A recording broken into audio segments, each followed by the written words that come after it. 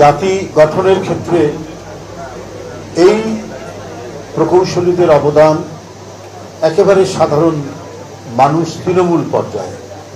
আমি অনেক সময় বলি যে ডিপ্লোমা প্রকৌশলী এদের নাম হওয়া উচিত গণপ্রকৌশলী, কারণ যার বাসায় ঝড়ে ইলেকট্রিসিটি চলে যায়, প্রথমে যে ব্যক্তিকে টেলিফোন করলে পরে সংযোগ দ্রুত আসার সম্ভব একজন সাব অ্যাসিস্ট্যান্ট ইঞ্জিনিয়ার, যিনি ডিপ্লোমা ইঞ্জিনিয়ার।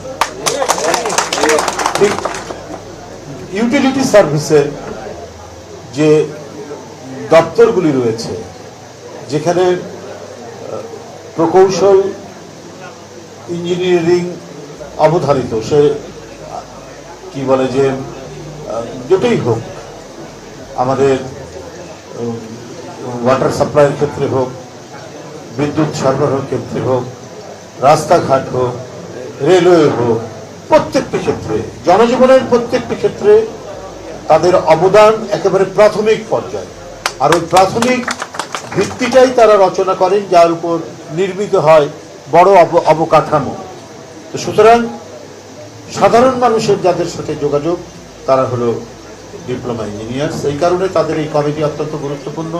হানিফ ভাই এবং সাখাওয়াত দুজনই অত্যন্ত সক্রিয় রাজনীতিতে, এবং আমি দেখেছি অনেক নিপীড়ন নির্যাতন তারা ভোগ করেছে, শারীরিকভাবে আক্রান্ত হয়েছে, তাদের রক্ত ঝরেছে, কিন্তু দলের পতাকাকে নতজানু হতে দেয়নি, নুইয়ে পড়তে দেয়নি।